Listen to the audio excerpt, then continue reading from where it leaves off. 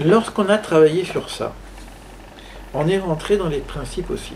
Et là, c'est beaucoup plus compliqué. Mais on a cette idée-là et on est rentré dans ce qu'on appelle la notion des 10 séphirotes et les séphirotes intérieures et les séphirotes extérieures, lumière intérieure et lumière extérieure. On a commencé à parler du grand visage de Adam Kadmon qui a des orifices et que les lumières de l'intérieur sortent par les orifices. On a parlé de la lumière des yeux, la lumière des oreilles, la lumière du nez, la lumière de la bouche, et même la lumière des cheveux. Il y a la lumière des cheveux aussi, qui est d'ailleurs la lumière la plus élevée. Celle qu'on voit le moins, c'est la lumière. Il y a beaucoup de règles autour des cheveux, mais il y a aussi la lumière des cheveux.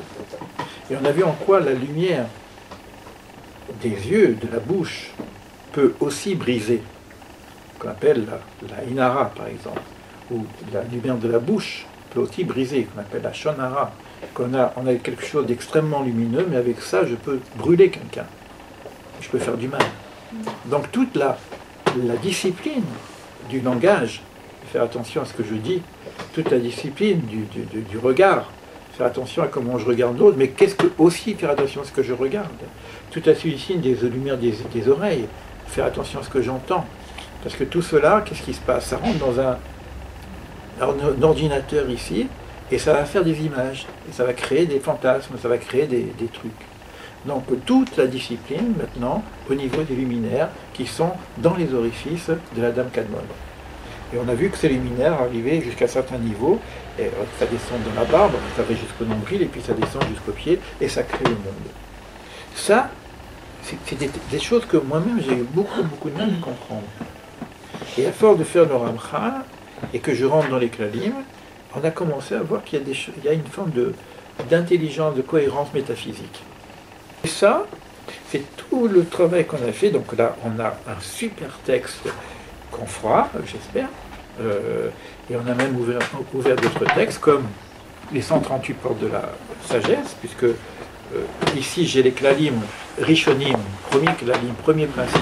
Ici j'ai les troisième principes, et on a la même chose qui vient nous expliquer qu'est-ce que les luminaires, qu'est-ce que les séphirotes, qu'est-ce que le tzimtzum, comment éviter le panthéisme, et il y a tout un passage sur Adam Kadmon, mais là, ici c'est très concentré, et ici ça commence à diluer, et on a même un livre entier sur les lumières d'Adam Kadmon. Alors, ce que moi j'ai pu aussi comprendre, parce que c'est des choses que je n'avais pas compris, et je m'arrêtais d'étudier ces choses-là parce que je ne comprenais pas. Donc j'attendais de comprendre pour étudier.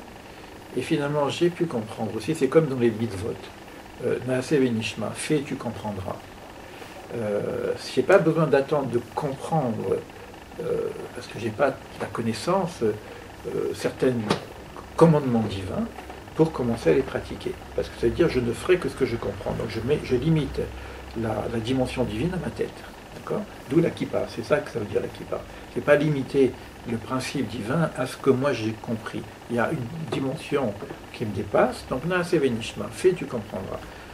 Et en tout cas, ce que j'ai compris, c'est que c'est pareil pour l'étude.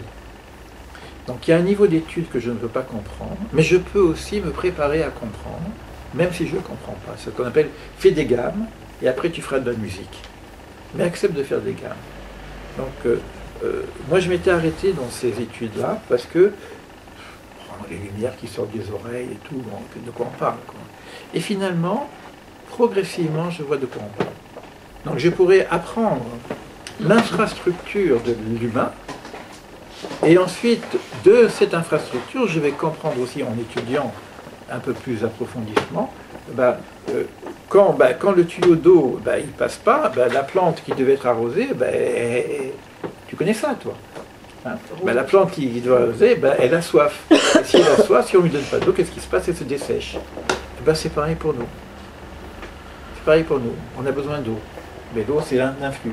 Par exemple, quand on parle de bénédiction, ça s'appelle la bracha. Le bracha, c'est aussi une piscine. C'est-à-dire que la bracha, c'est une piscine, il y a plein d'eau là-haut, les eaux de là, d'ailleurs, ça s'appelle. hein, le monde des eaux, et normalement ça doit arriver jusqu'en bas. Et des fois les tuyaux sont bouchés. Alors ça fait qu'on est desséché, et il nous manque quelque chose. Alors non seulement on est incarné, c'est-à-dire on est de chair, mais en même temps cette chair elle est desséchée. Ben, c'est pas joli quoi. Ben, c'est tout le problème qu'on a, donc il faut retrouver. Et quand je connais le circuit, ben, je peux savoir où est-ce que ça fonctionne pas. Et ça, c'est cette magie de cette étude qui nous amène à comprendre un petit peu mieux les éléments. Voilà le résumé rapide, qui a duré quand même 1 heure quand même, oui, presque 1 heure, de ce qu'on a fait en 10 séances peut-être. D'accord, à peu près. Vous avez compris le résumé? Vous avez compris parce que vous avez fait les séances. D'accord. Donc, on voit à peu près de... À vous. Alors, qu'est-ce que vous avez appris? Moi, j'ai pu dire ce que j'ai pu dire, ce que j'ai pu enseigner. J'ai été même étonné d'avoir pu aller si loin dans certains domaines au niveau de l'étude. C'était pas évident. Parce que nous sommes quelque part vraiment des débutants. C'est pas, on ne peut pas prétendre dire on a fait de la Kabbale, on n'a pas fait de la Kabbale. On est loin, loin, loin d'avoir étudié la Kabbale. Mais on a compris les principes qui viennent des grands principes kabbalistiques. Mais ce n'est pas pour autant de se prétendre dire qu'on a fait de la Kabbale. Donc on a une forme de connaissance qui commence à venir et qui... bon, maintenant, bon, c'est...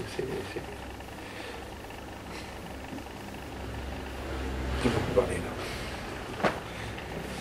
Alors j'attends maintenant, bah, tu vas faire je le fais moi, un petit peu vos réactions de ce que vous avez ressenti, appris, etc.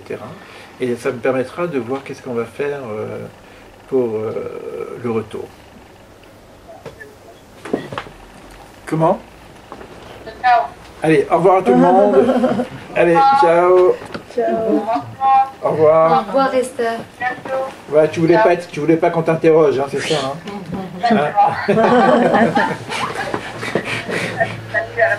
À la prochaine.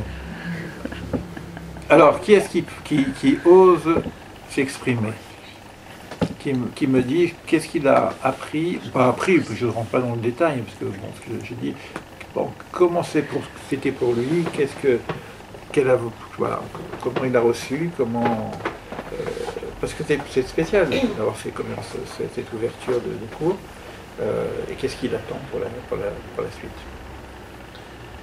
Alors, qu'est-ce que tu nous dis?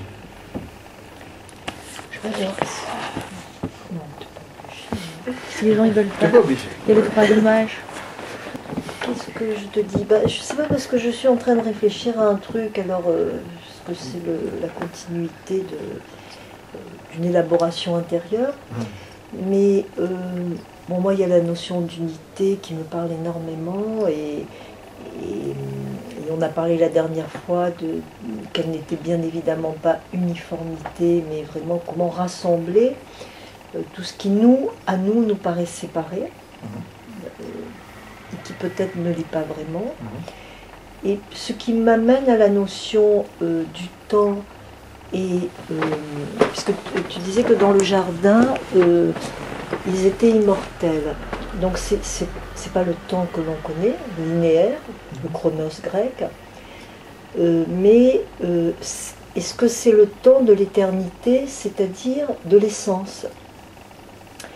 Et dans l'essence, on est c'est-à-dire ce que nous on vit, c'est la séparation entre l'essence, enfin, c'est des questions. J'étais là comme ça en t'écoutant, la séparation entre ce qu'on appelle l'éternité, c'est-à-dire l'essence, et l'existence, c'est-à-dire et la réalisation, les réalisations qui émanent de cette essence.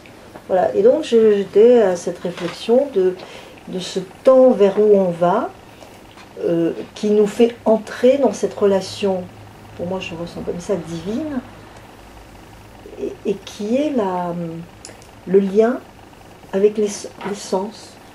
Et que si on n'est pas séparés, on est compliqué à formuler, on se retrouve bien évidemment dans ce lien avec l'essence. et nous sommes, comment dire, des réalisations. Toi, Léo, tu es une réalisation de l'essence, moi aussi, mais on est un si on est en lien avec l'essence. Voilà, je réfléchis là-dessus. Très bien. Bien, t'as fait de la chimie? Oui. Mais Non, mais je aussi. non, parce que c'est la mutation aussi du plan en or, quoi, ce que je suis en train de dire par rapport au corps. Et lorsque le corps retrouve son essence, il est relié. Le corps aussi. Ça veut dire la personne. La personne, elle n'est plus alitée, je veux dire. Donc, on devient relié et il y a une unité entre le corps et l'essence, qu'on appellera l'âme. Et donc, oui, c'est certainement ça. Donc c'est vrai que c'est une partie très importante, parce que tout le livre ne reviendra qu'à l'unité. On va parler du bien et du mal, on va parler de trucs, des choses plus concrètes, mais on est toujours en train de travailler au niveau de l'unité, parce qu'on va affiner notre connaissance de l'unité, donc de l'essence. L'essence scientifique. Et tu vois des liens? Oui. Ouais. Qu'est-ce que tu peux nous dire?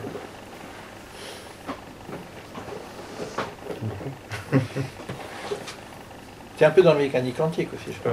Beaucoup plus dans la fusion. Dans la fusion nucléaire. Fusion nucléaire. Ouais. Donc, il y a beaucoup de thèmes que tu as abordés qui sont quoi, que tu connais du point de vue scientifique. On sait qu'il y a, normalement, jusqu'à présent, on parlait de 4 forces, qui sont les 4 forces. Maintenant, on sait qu'il n'y en a qu'une. Ça commence, hein, on en parle. La théorie des cordes et tout, on arrive à faire les 3 interactions, on arrive à mettre ensemble. Les 30, oui, ensemble. La 4e pose des soucis. Pose des soucis. Ouais, c'est bon. C'est-à-dire que de 4, on passe à 2, parce que les 3, on les relie, donc on en passe à 2. Et finalement, il y en a qui ont compris que ce 2, ce n'est que 1. Oui. Sur le plan mathématique, il y a des formalismes qui permettent de dire des choses. Mais sur le plan l'expérience, c'est un peu... Sur le plan d'expérience, on est 2. Parce que sur le plan du monde, ça commence par bête, on est 2. C'est-à-dire qu'on arrive au 2, principe 2. La création est 2. Mais on sait que derrière, l'énergie qui a fait la création, c'est 1. D'accord? Donc, et la science nous amène aussi à ces idées-là. Alors, tu veux dire quelque chose? Oui. Je peux te filmer. Je demande. La prochaine fois. On n'aura pas de témoignage. On n'aura pas de témoignage visuel, mais on vous entend. Moi, ce qui m'a reboosté, c'est un peu comme toi, c'est de se dire qu'on fait partie de la construction, qu'on doit prendre part à la construction. C'est ça le génial. Donc du coup, ce qui peut paraître difficile, inaccessible, long, fastidieux, voilà, c'est normal. C'est pas parce qu'on est mauvais, pas parce qu'on ne vaut rien, c'est juste parce que c'est un labyrinthe et il faut apprendre à s'orienter à l'intérieur pour savoir ce qu'on a à faire. Voilà. Ça m'a reboosté beaucoup. Moi, je sais que quand j'avais compris ça a changé ma vie. Ça donne de l'énergie. Ça a changé ma vie. Parce que bon, à un moment donné, bon Dieu, on a envie de dire, attends, qu'est-ce que tu fais? Quand j'ai compris le principe de Esther Panier, la face cachée de Dieu, et la nécessité de cette face cachée, et qui me permet, moi, d'être libre et de construire, ça a changé complètement ma vision. Et même ma relation, j'étais un révolté, quoi. Mais là, je commence à comprendre un peu, quoi. C'est énorme ce que tu dis. Léa. Écoute, non, moi, l'ensemble des séminaires que nous avons eus sur l'oral, j'ai adoré. Bon, on l'a fait l'année dernière. J'adore la répétition et les redondances, même si quelquefois on a entendu, parce qu'au final, tu as l'impression d'avoir